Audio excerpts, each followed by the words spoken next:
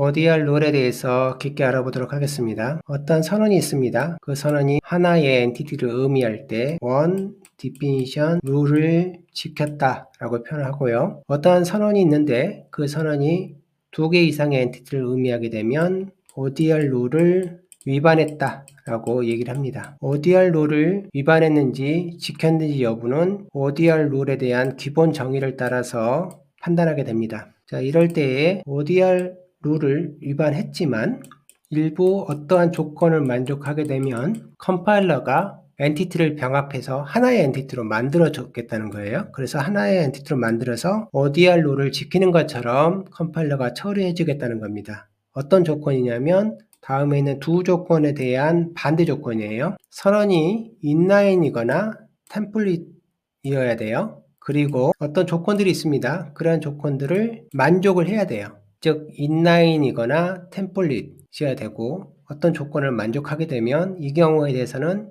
엔티티를 병합해서 ODR 룰을 지키는 것처럼 조정해 줄 수 있다는 겁니다. 자, 예를 통해서 알아보도록 하겠습니다. 헤더 파일이 있고 헤더 파일을 가져서 사용을 하고 있어요. 여러 개의 파일에서 첫 번째 함수를 보면 이런 식으로 표현할 수가 있겠죠. 이름이 있고 엔티티가 있습니다. 다른 파일에 또 역시 동일한 선언의 엔티티가 있고 엔티티가 서로 다른 형태로 이렇게 등장하게 될 거예요. 근데 두 개가 익선을 링크해 줍니다. 스태틱 함수가 아니기 때문에 ODR 룰을 위반하게 됩니다. 위반하게 되면 ODR 룰을 해결할 구제책을 찾게 됩니다. 첫 번째가 인라인입니까? 두 번째가 템플릿입니까? 이렇게 물어보게 돼요. 둘 다 아니면 이 첫 번째 조건 중에 하나는 꼭 만족을 해야 되거든요. 그래서 이 경우는 그냥 그대로 ODR 룰 위반을 유지하게 됩니다. 두 번째 경우는 ODR 룰을 위반했어요. 구제책으로 인라인입니다. 그리고 두 번째 조건으로 뭔지 모르지만 조건을 만족할 것 같죠. 그쵸? 요구 조건을 만족할 것 같아요. 그래서 이분은 ODR 룰을 위반했지만 하나의 엔티티로 조정을 해서 ODR 룰을 지키는 것처럼 처리를 해줍니다. 컴파일러가. 템플릿도 마찬가지입니다. 부분 특사도 그렇고요. 템플릿 함수 부분 특사도 역시 ODR 룰을 위반하는데 템플릿이라는 카드를 꺼내서 조정을 할 수가 있어요. one definition 룰을 지키는 것처럼. 명시적 특수화는 조금 다릅니다. 명시적 특수화 같은 경우는 템플릿 아규먼트가 결정이 난 거거든요. 따라서 더 이상 템플릿에 어떤 능력을 갖지는 못해요. 그래서 이 경우는 템플릿이란 카드를 꺼낼 수가 없습니다. 그래서 ODR 룰이 발생을 했는데 카드를 꺼내려고 보니까 템플릿은 안 되고요. 인라인을 꺼낼 수가 있잖아요. 그래서 이 부분은 ODR 룰을 조정할 수 있게 됩니다. 그렇지만 다음의 경우는 템플릿 카드를 꺼낼 수가 없잖아요. 따라서 이 경우는 그대로 ODR 룰이 발생하는 거로 처리하게 됩니다. 이런 식으로 처리를 하는 거예요. 그래서 그럼 어떠한 요구 조건이 있는지 알아보도록 하겠습니다. 첫 번째 요구 조건은 어떤 엔티티들이 있어요. 여기 디피니션을 엔티티라고 보면 됩니다. 그 엔티티 중에 일부가 모듈에 어타치가 된 거예요. 모듈 내에. 그런 경우는 즉 일부는 일반 변환 트랜슬레이션 유닛에 있고 일부는 모듈에 어태치가 된 경우에요. 섞이면 안 된다는 겁니다. 하나의 모듈에 있거나 하나의 트랜슬레이션 내에 있으면 문제가 안 되는데 섞이면 일단 병합을 할 수가 없어요. 그리고 병합하기 위해서는 인라인이거나 템플릿이어야 되잖아요. 자, 예를 보겠습니다. 헤더 파일이 있고요. 모듈이 있습니다. 그리고 가져다가 쓰고 있어요. 여러 파일에서. 이럴 때 첫 번째 함수를 보게 되면 엔티티가 있고요. 근데 첫 번째 함수에 대해서 모듈을 봤더니 모듈 내에서 어태치가 되어져 있고요. 그런데 둘 다 익스터널 링크 에이지잖아요. 그러면 밖에서 이렇게 둘 다 이렇게 보는 상황이잖아요. 내에 있지만 익스터널 링크 에이지니까 볼 수가 있게 됩니다. 즉 ODR 룰을 어기고 있어요. 자, 이런 경우에 있어서는 병합을 시도하겠죠. 그래서 인라인이니까 시도하려고 봤더니 하나에 대한 엔티티가 모듈하게 어태치되어 있어. 그래서 이 경우는 실패가 돼요. 즉 어떠한 병합의 대상이 모두 트랜슬레이션 유닛에 있든지 아니면 모듈 내에 있어야 됩니다. 다음 경우를 보면 밖에 있고요. 두 번째 내용을 보게 되면 모듈 내에 선언이 되어져 있지만 글로벌 모듈 프래그먼트라는 영역에 선언이 되어져 있거든요. 이 부분이 이제 그 영역에 속합니다. 이 경우는 어태치가 되질 않아요. 그래서 이렇게 해서 밖에 있는 겁니다. 즉 모듈 파일 내에 선언이 되어져 있지만 어태치는 안 됐거든요. 이런 경우는 병합을 할 수가 있어요. ODR 룰을 발생하고 있어요. 그렇지만 병합은 문제 없습니다. 그래서 이 경우는 ODR 룰을 조정할 수가 있어요. 다음의 경우를 보도록 하겠습니다. 모듈 하나만 가지고 언급을 하고 있어요. 모듈 내에 엔티티를 만들고 있어요. 인라인으로요.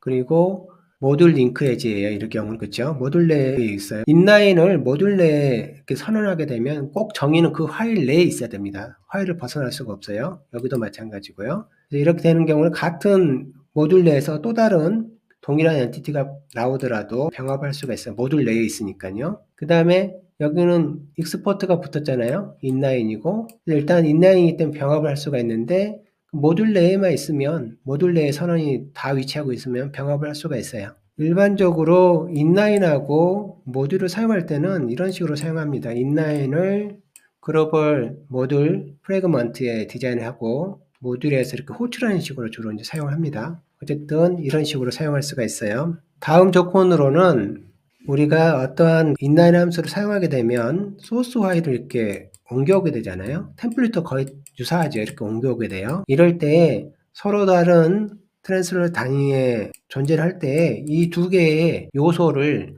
어떻게 하나로 병합할 수 있느냐 없느냐를 이제 판단하는 방법이에요. 가장 흔한 방법이 뭐냐면 그냥 토큰 단위로 같으면 됩니다. 즉 코딩이 똑같은 거예요. 완벽하게 같으면 서로 다른 파일에 있더라도 하나로 볼 수가 있는 거잖아요. 람다도 그렇게 봅니다. 람다도 토큰 단위로 해서 서로 비교를 해요. 그래서 두 개가 같으면 병합을 할 수 있다 이렇게 판단하는 거예요. 그리고 대응하는 엔티티들이 있을 겁니다. 서로 동일한 의미를 가는 내용들이 서로 대응 관계를 이루고 있겠죠. 이럴 때 대응하는 엔티티들이 항상 같은 링크 에지를 가져야 돼요. 서로 다른 링크 에지를 가진 경우는 대응하는 엔티티 간에 충돌이 발생해서 병합을 할 수가 없습니다.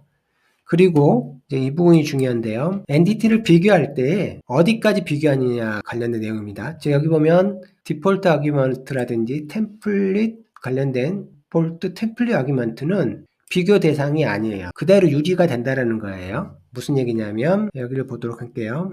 이 경우 보면 가져다가 여러 파일을 쓰고 있어요.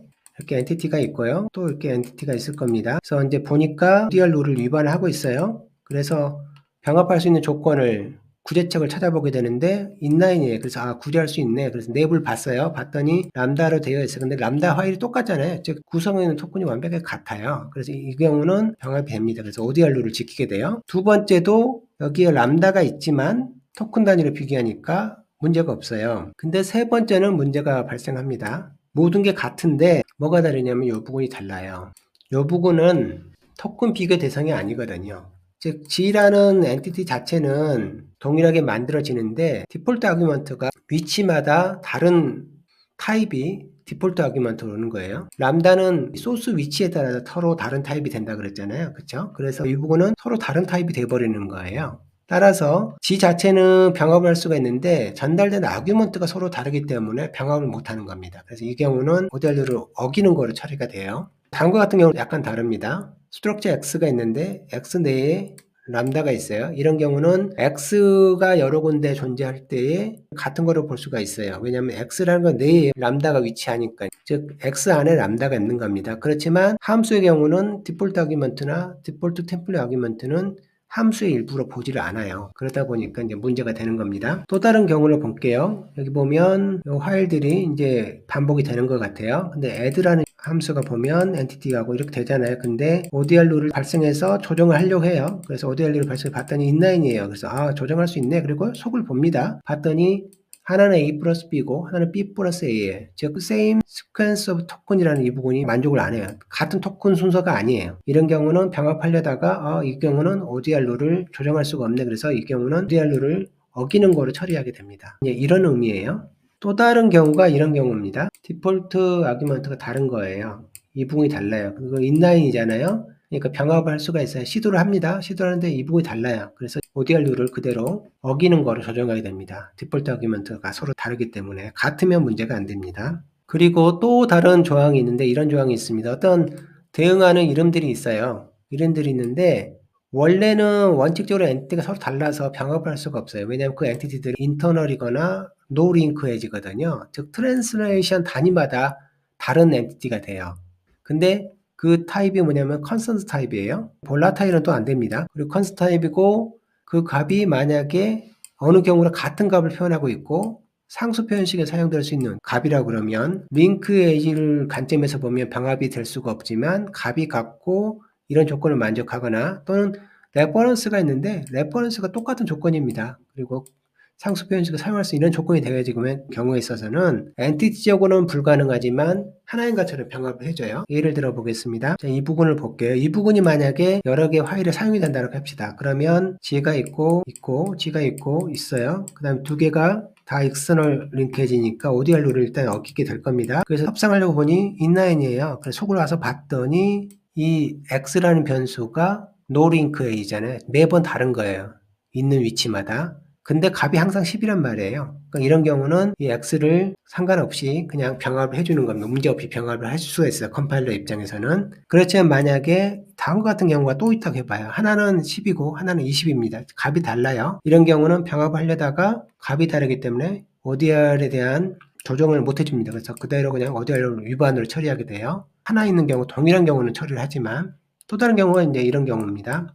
똑같이 ODR를 위반하게 돼요. 이렇게 해서 엔티티가 있고 인라인이니까 익스터널인데 일단 위반을 했어요. 그래서 협상하려고 봤더니 인라인이에요. 내부 들어가 봤더니 컨센서스이잖아요. 그쵸? 그러니까 일정한 값을 갖고 있고요. 컴파일에 조정된 값이에요. 원래는 컨센트 타입은 인터널 링크에지예요. 컨센서스만 있으면 인터널 링크에지입니다. 그래서 트랜스를 단위마다 사이즈라는 이 변수가 계속 만들어지는 거예요. 실은 상수가 계속 만들어지는 겁니다. 즉 서로 다른 트랜슬레이션은 서로 다른 사이즈의 타입이 돼요. 그렇지만 컴파일러는 이 내용을 이해를 하고 하나로 병합해 줍니다. ODR 룰을 지킬 수 있게 조정을 해줘요. 이상으로 ODR 룰을 위반했지만 어떤 식으로 하나의 엔티티로 조정해 줄 수 있는지에 대한 내용을 배웠습니다.